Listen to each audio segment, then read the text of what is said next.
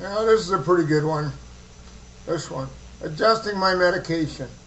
I decided that if I cut down on one of my meds, I would have more energy. Seemed to work for a while. But I found out that you got to be careful with doing that kind of stuff. I mean, I didn't have a shrink at that time, and I was getting my medication through an MD. Well, everything was fine, but I started to get angry a lot. I was living at the Park Apartment Hotel in Pender between Homer and Richards. These were like these were like little two-room apartments. A kitchen and a bathroom and share the bath. 2 baths on each floor. I lived on the top floor, on the 8th floor. The apartment rented for $4.50 a month and free cable. I liked it. I was right downtown. I worked for Intercon Security and most of my job sites were downtown. Altogether, it was pretty good. I was clean and sober at this time and going to AA meetings. This was about 2005.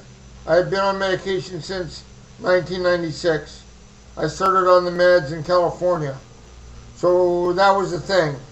Without meds, I get angry and sometimes violent. Anyway, I leave my building one evening. I'm headed towards my site on Seymour at Nelson, the Metropolitan Towers.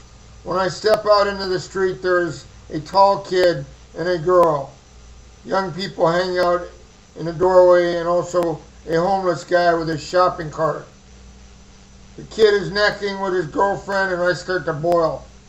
I'm walking down the street and thinking about this shit and trying to forget about it. I feel violated. That's where I fucking live.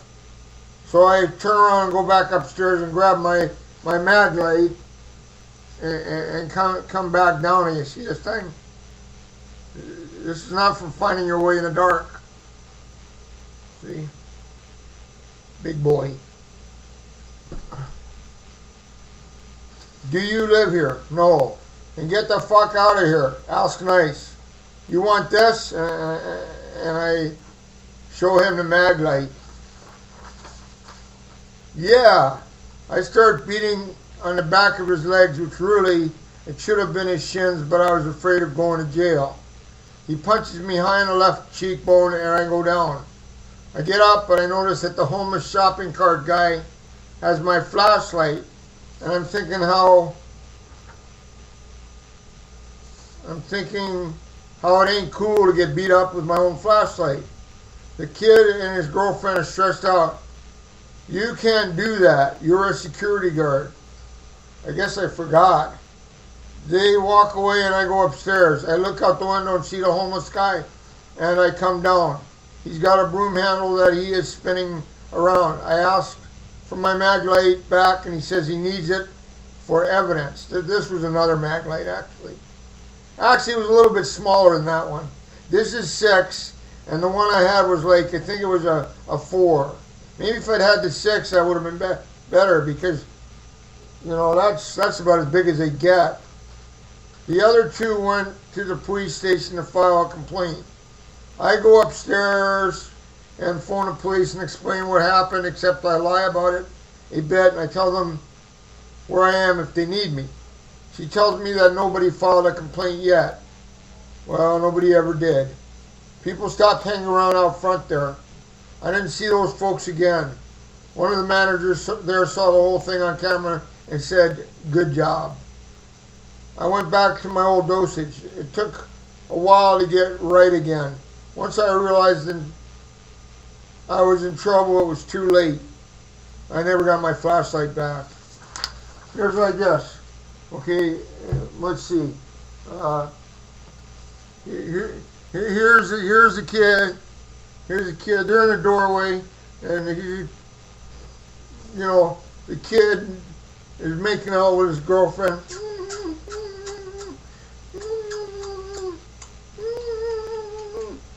But, to me it was like, get a fucking room, this is where I live. It's my front stoop here. So I really didn't like it, He's sucking face. He's like, okay, and then the guy with the shopping cart, that's him here. He's like,